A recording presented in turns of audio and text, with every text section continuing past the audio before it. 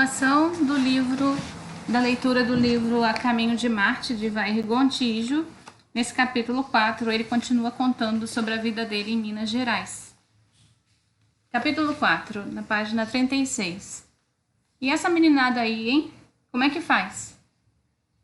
Eu brincava com bolas de gude nos fundos da casa, no centro de Moema, Minas Gerais. Tínhamos um quintal enorme. Criança sempre acha que as coisas são muito maiores do que realmente são, mas aquele quintal era mesmo gigantesco. 2 décadas mais tarde, quando vendemos a casa, construíram outras 3 nesse mesmo terreno. De manhã fazia muito sol na parte do quintal onde brincávamos, mas depois das 2 da tarde o sol já ia cruzando o meridiano local e ficava atrás da casa, que projetava sua sombra naquele cantinho entre casa e muro, com uns 5 metros de largura e uns 10 de comprimento. À tarde fazia bem menos calor naquele local, e eu e meu irmão, 1 ano mais novo, gostávamos muito de brincar ali com as nossas bolas de gude. Dava briga às vezes, mas era raro. Depois que cresci um pouco, fizemos uma horta nessa mesma área. Eu plantava muito tomate, alface e couve. Tínhamos verduras suficientes para a família, além de alguns pés de quiabo geló. Mas essa horta só foi acontecer uns 8 anos depois. Naquela tarde, só queríamos mesmo nos divertir. No dia anterior, tínhamos ido todos para nossa fazenda. Meu pai havia levantado cedo e feito os preparativos para o que seria uma verdadeira viagem. Apesar do nosso destino ficar a apenas 6 quilômetros de distância. Ele buscou o cavalo, que ficava em um pasto alugado de um vizinho, a pouco mais de 1 quilômetro de nossa casa. Depois de atrelá-lo à nossa charrete, meu pai encarapitou em cima as crianças menores, a mãe grávida com uma barriga enorme, panelas e mantimentos, e fomos para nossa fazendinha. Os filhos mais velhos foram a pé ou de bicicleta. Tínhamos uma linda casa nova, toda pintada de branco, com janelas e portas azuis, no alto de uma colina.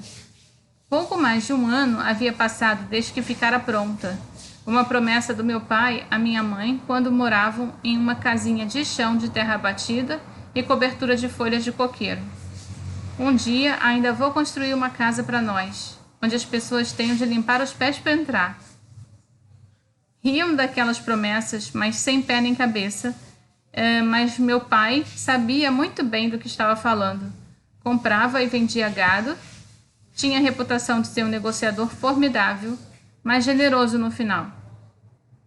As pessoas tinham certo receio de fazer negócio com ele, mas sempre voltavam, principalmente porque, com ele, o pagamento era garantido.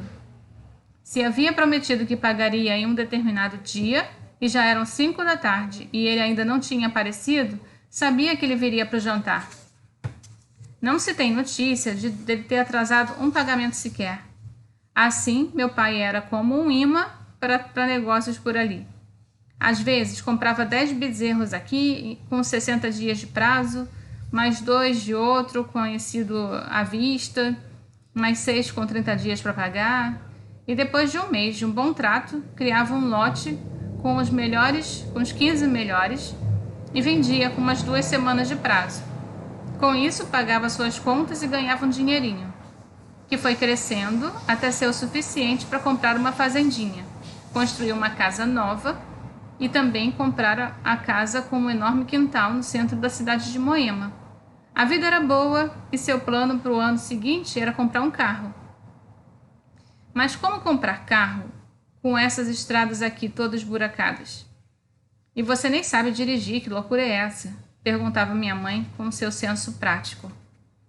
Ele não argumentava muito, sabia que ela tinha razão, mas também sabia que para todo problema existe uma solução. Tudo tem jeito, como diziam.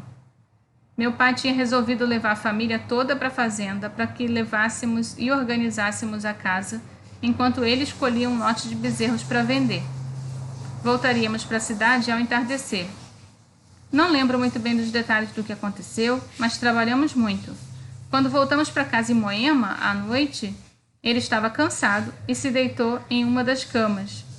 Nós, crianças, corríamos pela casa toda e às vezes pulávamos na cama com ele, que nos tratava com doçura.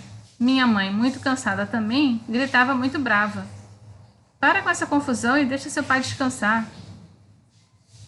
A vida era boa e naquela cidadezinha do centro-oeste de Minas, diziam que meu pai ia ficar rico. Ele não ligava muito para aquilo, só lhe importava que seus filhos estudassem. Sabia fazer somas e subtrações simples, mas não muito mais do que isso. O problema é fazer essas contas de juros de cabeça. Agora, todo vendedor quer receber juro em vendas com prazo de 30 a 60 dias, por causa da carestia que vem desde 59. Tudo aumenta de preço e ninguém quer esperar para receber o dinheiro da venda de nada. A inflação do Brasil estava disparando na época. Entre 1959 e 1965, os índices anuais da inflação foram de 39%, 31%, 48%, 52%, 80%, 92% e 34%, respectivamente. Um desastre. Meu pai sentia na pele a necessidade do estudo e tinha comprado a casa na cidade para que seus filhos e filhas estudassem. Mesmo analfabeto, e talvez por causa disso, ele percebia que a nova geração não teria as mesmas chances que ele se não estudasse. Apesar da vida alegre e do progresso material dos dois, minha mãe vivia muito preocupada com a tempestade que se aproximava. Pouco mais de um ano antes, ela levantava uma manhã com o dia clareando e fizera café. Achou estranho que o marido ainda não tivesse acordado, então chamou. "Sô, o café está pronto." Nada. Chamou o marido de novo, sem resposta. Foi logo ao quarto ver se ele tinha saído de fininho, e ele permanecia deitado, e ela continuou insistindo sem resposta. "Brincadeira boba é essa sua? Tá passando a hora de levantar e cuidar das coisas", disse, tomando dele o cobertor. Com muita dificuldade, ele conseguiu mexer o braço esquerdo e com a mão apontou para a boca, como se tivesse ouvido a eterna abertura da Quinta Sinfonia de Beethoven. Ela entendeu que o destino havia batido a porta. O lado direito do corpo e sua voz estavam paralisados. Em uma casinha no meio do mato, sem carro nem estradas, com crianças e animais dependendo deles. O que fazer? Minha mãe mandou primeiro chamar a mãe dela para ajudar com as crianças, pois não tinha como mover o marido daquela cama.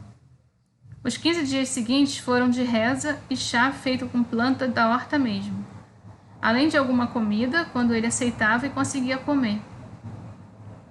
Com o tempo as coisas se resolvem, ela pensava. E se resolveram mesmo. Depois de uma semana de cama, ele começou a falar com muita dificuldade, com a língua enrolada. O braço e a perna direitos também voltavam lentamente a funcionar. Depois de 2 semanas já conseguia ficar fora da cama uma boa parte do dia. No mês seguinte, ele já estava quase normal e minha mãe insistiu que fosse ao médico mais próximo, que ficava a cerca de 60 quilômetros dali. Um médico competente não economizou palavras. "Sr. Sebastião, o senhor está com a impressão de que está curado porque teve muita sorte. Não ficou nenhuma sequela aparente, mas o que aconteceu é gravíssimo. Pelo que me contaram, o senhor teve um derrame de sangue dentro da cabeça, do lado esquerdo do cérebro. Essa área controla a fala e os movimentos do lado direito do corpo. Digo que o senhor teve muita sorte porque essa situação poderia piorar, com mais sangue sendo derramado, o que poderia ter deixado o senhor sem andar nem falar para o resto da vida. Ou poderia ter sido fatal. Felizmente, esse sangue derramado dentro da cabeça foi reabsorvido e o senhor voltou ao normal." "Mas, doutor, então, se o sangue foi reabsorvido e eu estou bom, qual o problema?" "O problema é que pode acontecer de novo. O senhor não está livre disso e vai ter de tomar muito cuidado daqui para frente. Não ande sozinho para lugar nenhum, porque não dá para saber quando isso vai se repetir. Como o senhor viu, isso aconteceu durante o sono, então pode ser a qualquer hora." "Mas como é que eu vou viver uma maldição assim?" "O senhor vai precisar achar a melhor maneira de viver. Não faça muito exercício físico. Não vá a lugar nenhum sozinho. A dieta também terá de mudar. Tem alguns remédios que ajudam com isso, mas não tenho aqui." Teria de pedir ao senhor viria buscar outro dia.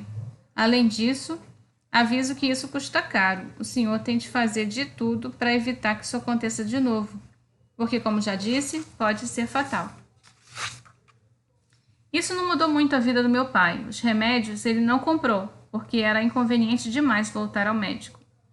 Dali em diante, ele sempre levava alguém quando ia para a roça. E com a compra da casa na cidade, estavam agora mais perto de recurso, como diziam. Meu pai passou a evitar certos tipos de comida, como o médico tinha recomendado, mas não havia muito mais o que fazer, de forma que ele foi aos poucos se esquecendo do problema e a vida estava quase normal.